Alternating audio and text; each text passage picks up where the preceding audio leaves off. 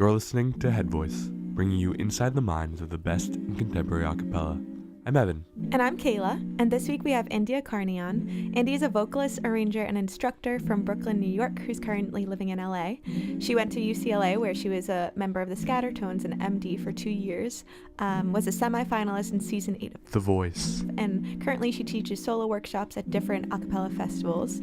During this episode, we talked about her introduction to a cappella, her pursuit as a vocalist in LA, and her advice to a cappella soloists. There's a lot of good a cappella stuff coming up in the next few months here, so I just wanted to give a few quick shout outs. Number one, the Los Angeles A Cappella Festival is February 9th through the 11th. Tickets are now on sale. They've got an early bird going through December 10th, and they're accepting submissions for their Scholastic competition. Boston Sings is April 6th through 8th. They just announced their dates, and they're accepting volunteer and instructor applications. Number three, NACC, which is the National A Cappella Convention, is put on by the AEA. It is April 27th through the 28th. There's 1 week left for high school and college groups to submit to compete in the Invitational, for which there's a $5,000 cash prize, which is a lot of money. And last but not least, our fellow a cappella podcaster, Danny Osment, go check out Recording A Cappella, is having a sale on his a cappella recording courses, so I definitely recommend that you check that out if you're interested in learning how to record. I just talked a lot in this sick nasal voice of mine, so I'm sorry for that, but I hope you enjoy your holiday with family, friends, whoever it may be, and you enjoy this week's episode with India Carney. Okay, hello India. Welcome to Head Voice. Hello. We're so happy to have you Thank on. you. You're welcome. Thank you for having me. Yeah, we're very excited to have you on. So first question we like to ask our guests is where are you from and what's your background and how did you kind of get into music when you were younger? I'm from Brooklyn, and that's where I got my start in music. I always had, or rather my family always had, a piano in the house. Mm-hmm. My mom's side of the family always, my dad's side of the family. And in our house, we had a piano in the living room. And apparently, I would always just crawl and make my way over to the piano and just tinker on the notes. Uh-huh. And so my mom took that as a sign that maybe I was interested in music. Mm-hmm. And so she enrolled us in Mommy and Me classes when I was 6 months old. Group like percussion classes where we just banged on the xylophone and just kind of did whatever. And then, I clearly showed an interest in it. So she kept signing me up for music classes and taking me places. And when I was 9 in a community production of Annie, that's when I realized that this was what I was passionate about. Mm-hmm. I remember just being on stage, singing some note, and it just clicked in my head. Who were you in the show? I was Annie. They gave me two puffs and spray painted my hair orange, red. Oh my gosh. So I didn't look like Shirley Temple, which is the usual. But going into high school and stuff, were you doing shows and singing and whatnot? Yeah, so I guess when I was 9, I was about to finish elementary school, where I was still in band. I did the school band. I was playing flute, and I was still doing piano lessons and in choirs. And then after that, we go to middle school, and so I went to like a gifted and talented middle school. That's what we called it back in Brooklyn, called Mark Twain. It's no longer gifted and talented for whatever reason, but back when I was there, we had majors, so I went as a vocal major. And then I went to high school. I went to performing arts school in the city called LaGuardia. Mm-hmm. And if you've seen Fame, the movie, that's what it's based on. And that's where it was shot. The original Fame was based on and shot at LaGuardia. And and then I went to UCLA for vocal performance. So my whole life has basically been dedicated to vocal things and music, theater, and more music. So what was the entrance to a cappella and how did that come about? So I was introduced to a cappella in college. I didn't know what a cappella was, which is weird because I went to an arts high school and we didn't have a cappella at all. Mm-hmm. We had choir. And I don't remember how I found out about it because I don't think Pentatonics was out yet. But I had vaguely heard things about a cappella, and of course I already know Boyz II Men and Take, and all those groups. But I still didn't know what a cappella was. So I went to UCLA, And I'm sorry, take 6. I realized I didn't finish my sentence, my thought. Anyway, I went to UCLA. It's like orientation week, and so all of the student clubs are out, and I see the Scattertones in this little roundabout singing. And so my roommate and I are like, oh, that looks kind of interesting. Let's go check it out. Oh, wait, this is a cappella. This is what everybody talks about. And so I went over. The singing was beautiful. There were some really cute guys. So I said, all right, let me go audition. And and that's how I was introduced to a cappella. It was an incredible experience. And I would say my experience in a cappella single-handedly led to a lot of the other things that came my way during my time in LA. Yeah. What sort of roles did you play when you were in the Scattertones? I was music director for 2 years. 2 years. The only reason I'm hesitant is because I was out most of the time for The Voice. Yeah. So I was directing from away. What are your biggest takeaways from having had that experience? Because I've heard it's a very unique thing to be in one of those competitions. Yeah, it's very unique. I'd say my biggest takeaway was had to do with like risk taking, because I don't like to take a lot of risks when I sing, but luckily I never messed up on my live performances on the show, which is rare for me. I just have to be honest. I am critical of myself, but I usually crack or something stupid like that. And I didn't on The Voice, and I'm very thankful that they gave me the opportunity and pushed me to take a bunch of risks. Yeah. And they all paid off. I'm not saying all my performances were perfect, because they weren't, but I was able to experiment and learn more with each one without embarrassing myself. Yeah, and so now, because of those risks I took, my range has increased a lot, and the things that I used to be scared of, I'm not really that nervous about anymore. Yeah. I do take a lot more risks when I'm on stage, but I'm more confident in what I can do. So I'm not scared. I'm not as nervous as I used to be. So my biggest takeaway was take the risks, because if you don't, you're just going to stay where you are. And I don't think that's the point of being an artist and a creative person. Right. In mentioning taking risks, I feel like something that is evident in a lot of your song choices on the show, or things that you've arranged for a cappella, like I feel like you kind of like to reinterpret material and make it your own thing. Is there something about kind of flipping songs in that way? Like what about that appeals to you? If that's true, that's something that you like to do. No, it's very true. It's very true. You mentioned the word unique earlier, and I always tell people if I'm ever giving a master class or something, the point of being a singer is to be unique, because there really is no way around it. Everybody's different. So no one's going to be able to offer the same thing. And if they are, someone's probably faking something, because we are all unique from birth.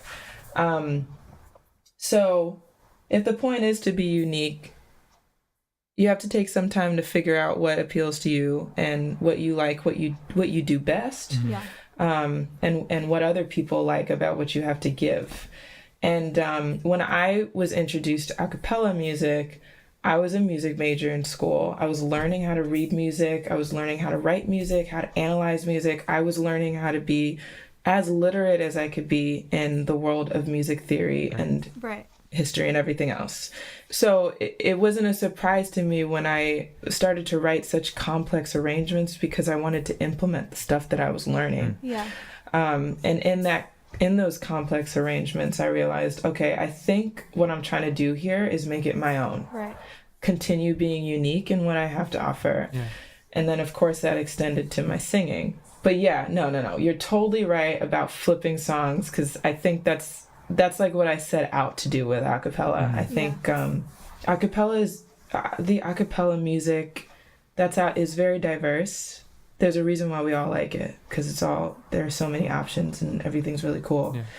But sometimes I do enter phases when I hear a lot of the same, and then I start to get bored. as anybody would. So I try to find ways to just show something different. Yeah. Whether or not you like it, that's up to you. But Right. if I can give yet another option, Yeah.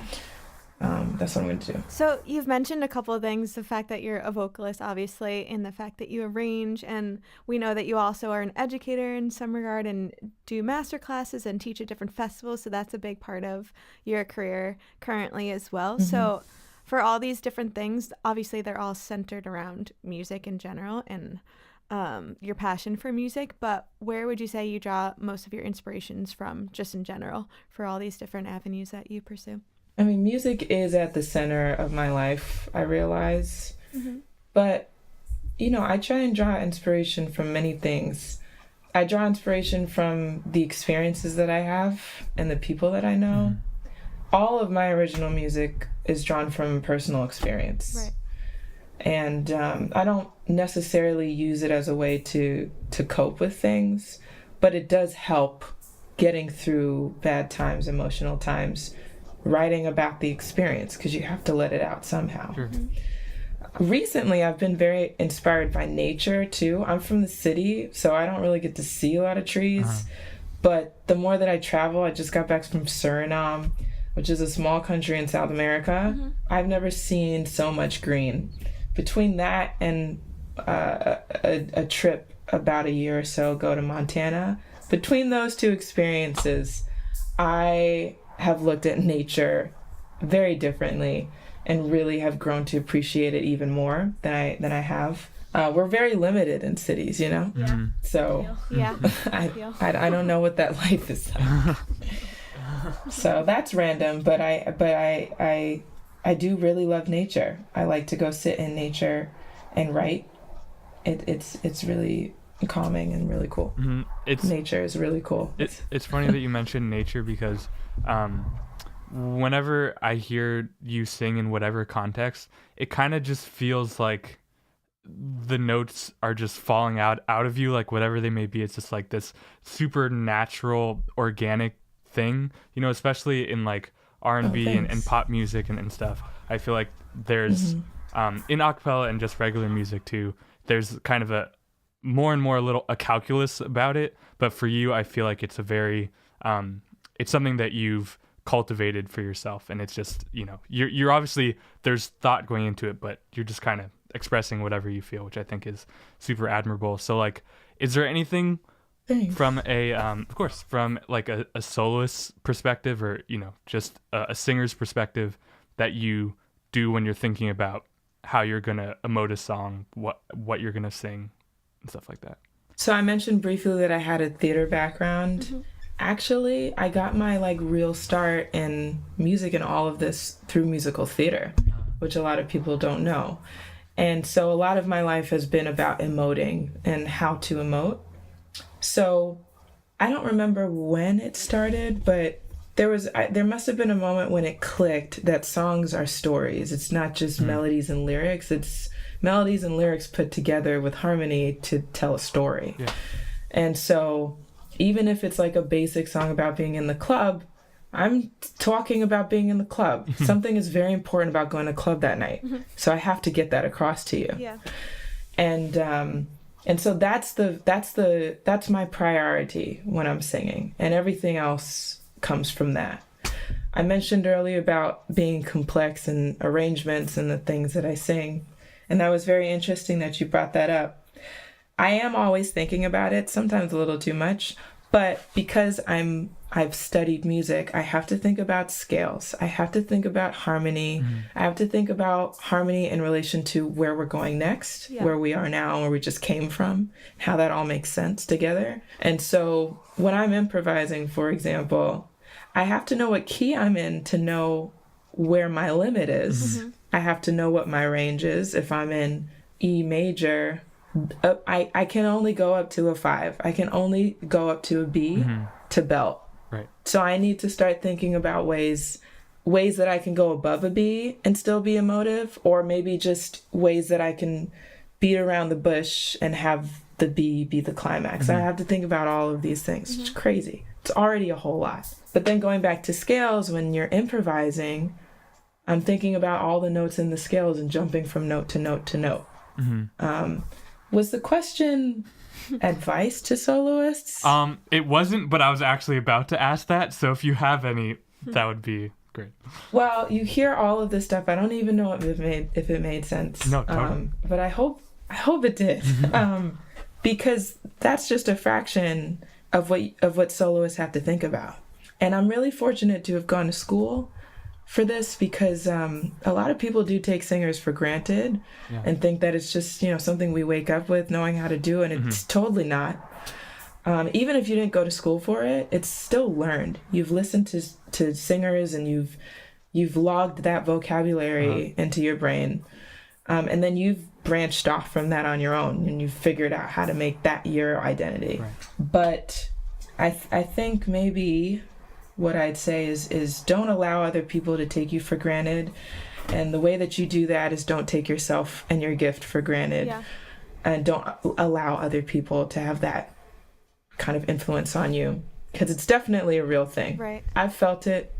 I just happened to go to school for it to know that is not something to take for granted. So I never allowed that to affect me. But if I didn't have that knowledge, I would have let it get to me. And who knows where I'd be right now. Right. So kind of in this vein too, in the soloist arena, I feel like a cappella soloing is a lot different from maybe soloing with a band when you're working with instruments, versus working with a group of singers behind you. And you're actually going to be teaching at the Betsys festival this upcoming weekend, which probably will have passed by the time this episode comes out. So when you're teaching at festivals like that and doing solo workshops, is there anything you specifically notice that's just generally lacking in like soloist performance, specifically in a cappella, or things that you find are common things that you're giving advice on to improve? To be honest, my solo workshops are usually the same as any private voice lesson. I'll work with you on technique and how you can best emote using the tools that you have. Yeah. But the hard part about singing, about soloing an a cappella, is that you have however many of a similar instrument with you. Right. At least when you're singing with a band, you're the only type of your timbre. Yeah. But you've got like at least 10 other singers up there competing with you to be heard. Right. Pretty much. Yeah. Not that you guys are competing with each other, but just I have 10 voices up there. So where is my attention going to go to? And how can I single you out, your timbre out, and your tone out among the others? And that's where a mic helps. But I guess that is one valid thing. A lot of a cappella soloists don't use the mic that well. So I can't hear you, and your voice tends to drown into the group even more. But also, I don't actually know what it is or where it comes from, but I don't hear a lot of exploring musically. The point of the group is to be laying the foundation for you, in a sense, recreating the track in their own way. So that should be enough of a foundation for you to feel safe doing your thing and not relying on the backs. A lot of times I hear soloists singing the backs, and I'm like, that's not the point. Yeah.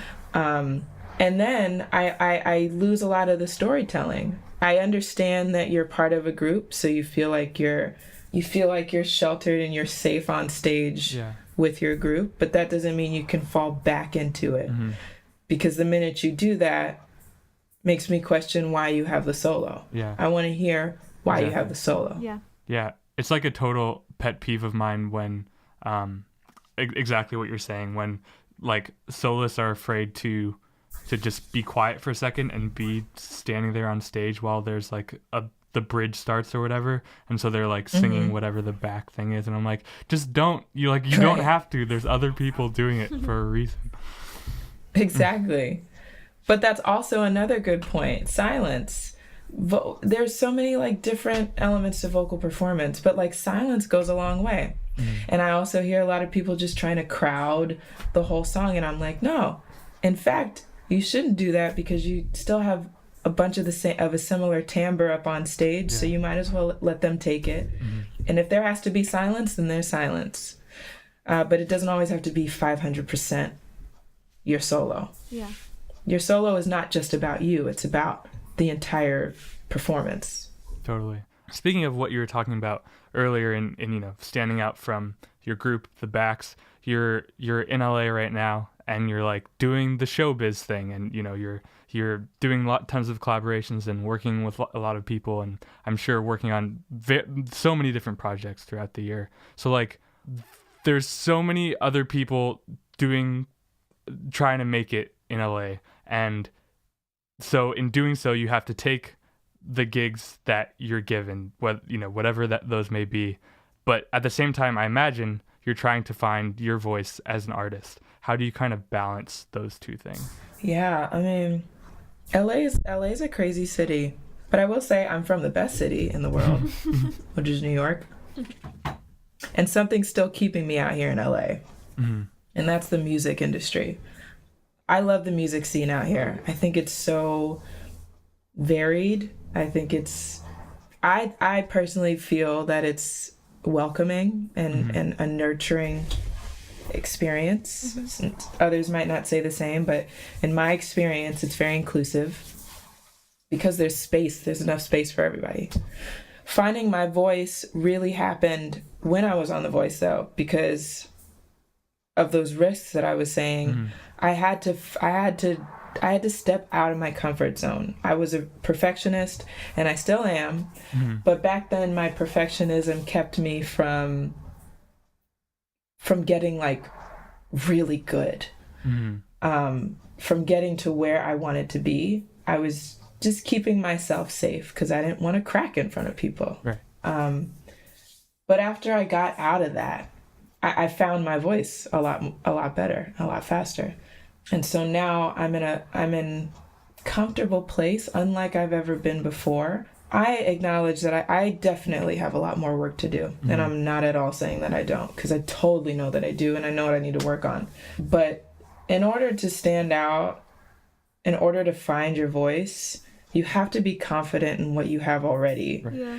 And I've never been confident like that until like 1 or 2 years ago. Not that I'm not saying I was not confident. I'm just saying I am confident now.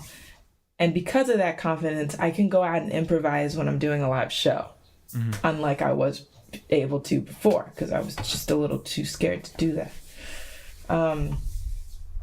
So how you're saying, how do you stand out? How do you like balance? I guess kind of just because as far as I can see it, your face will just show up in my subscription box with like Scary Pockets or whatever with the Filharmonic, whatever like the collaborations are that you're doing. So like kind of, I guess just how do you balance that, like the hired gun scenario with like the trying to be India Carney and doing the India Carney thing? Oh, gotcha. I'm so sorry. No. Sorry. It was a great answer. That. Well, that's not too difficult. It's not too bad. Because I like to try and keep my gigs consistent in that I believe in all of them. There are some exceptions, sadly, but no, there aren't. I try and find the reason why I do these gigs. Right. And I like to just choose my gigs wisely based on based on my support of what they're doing. For example, I was just doing a really cool mashup project called Tchaikovsky v. Drake, and this composer took Tchaikovsky's Fifth Symphony, my classical studies, took Tchaikovsky's Fifth Symphony and infused it with like 13 Drake songs. I'm a pop singer.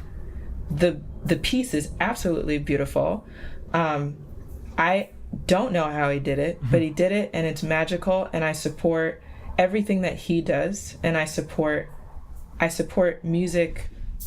I support the growth of music, and so it was a no-brainer when I said yes to doing the gig. Yeah. I didn't even hear the piece, but I knew enough about his background and about the pieces that he chose to know that it was going to be something really, really worth my time. I learned a lot during the process, and I'm really glad that I did. So that's just an example of the gigs that I try to say yes to. I just want to believe in the goal of whoever's behind it. Yeah. And in that, I still get to be me. Yeah. So kind of on the flip side, alongside this, you do songwriting, and you have some awesome songs out there. Go listen to You if you haven't heard it. It's really, really beautiful.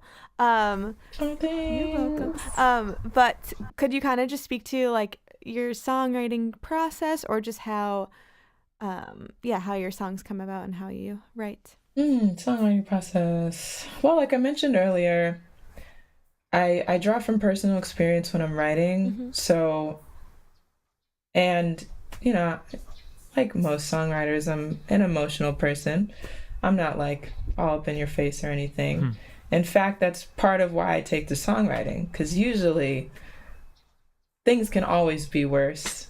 And if you have a bad experience, I don't think it's worth throwing a tantrum about it all the time.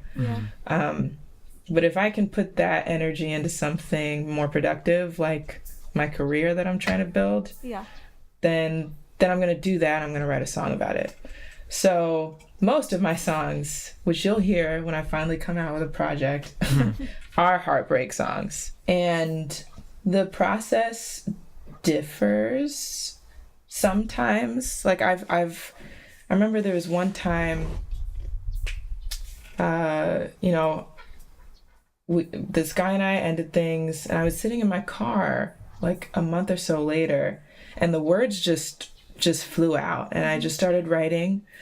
I've been writing songs for long enough to, it's not a formula, but I know I'm going to write a verse. I'm probably going to write a pre-chorus, going to write a chorus, then I'm going to do another verse, And as I'm writing, I try to feel the rhythm and the phrasing of how the phrases should sound. And so then I slowly start to piece together things. So in that instance, I think I wrote the song first with rhythm in mind. And then I ran to my piano at home and then put melody to it. And the song was done within the hour, which doesn't always happen. It doesn't always happen, but the same thing happened about 2 weeks ago when I wrote another song about, whatever.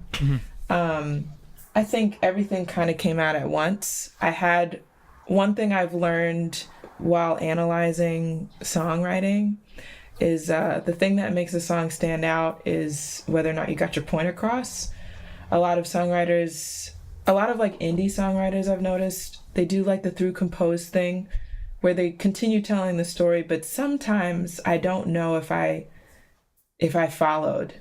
And there's a lot of beauty in that, but I noticed that I gravitate towards the songs that actually told me the beginning of and end of what I need to know in the chorus. Yeah. So when I was writing this song 2 weeks ago, I started with that. What do I want to say?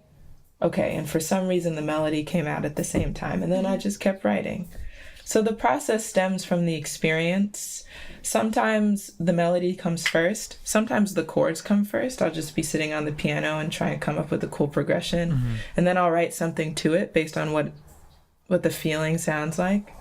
Sometimes I'll just write the lyrics and I'll write the entire song and then I'll set it to melody and hope that it makes sense. And if not, that's when I start to make edits. Cool.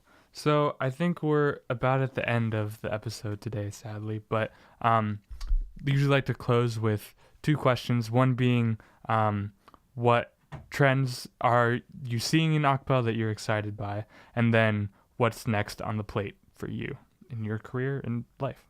I am excited by, and I don't mean this any type of way, I'm very excited by the new singers I'm hearing because they are really good. Namely the group Legacy, if I'm sure you've heard of them by now. Yeah. They're all high schoolers and they're really good. They're really good. They can really sing. And what drew me to acapella was how acapella is a celebration of what the human voice can do. Yeah. So when I'm listening to acapella, I don't want to hear just the same old, I'm singing a melody. I want to hear a vocalist. And I'm hearing a lot more of that nowadays in acapella, which I really appreciate. Yeah, I like to take to Instagram to update people with things. So if if you guys on the podcast like what you heard and you want to follow, I'll keep you updated with what's going on there. I'm doing a lot of writing, and the only reason I'm not saying anything about a project is because I don't know exactly what I'm going to do with it yet. It'll either be a project that I put out or a project that I put out with somebody else. So I don't want to talk too much about it and then end up not even coming out with it. But I am writing, and I'm working on original stuff. I do performances in Los Angeles, so if you're in LA or New York, where I'm from, I try to perform as much as I can. So yeah, so basically just stay tuned, because we've got some cool things going on, and I want to keep everybody updated. Cool. Yeah, I would definitely recommend following India on Instagram. Get a laugh easily every day from the Insta stories. So yeah, it's good stuff. And thank you for joining us, India, today on Head Voice. And we'll see you next week. Episode of Head Voice. I messed up the outro. No, it's okay. Without you. Ooh, easier without you.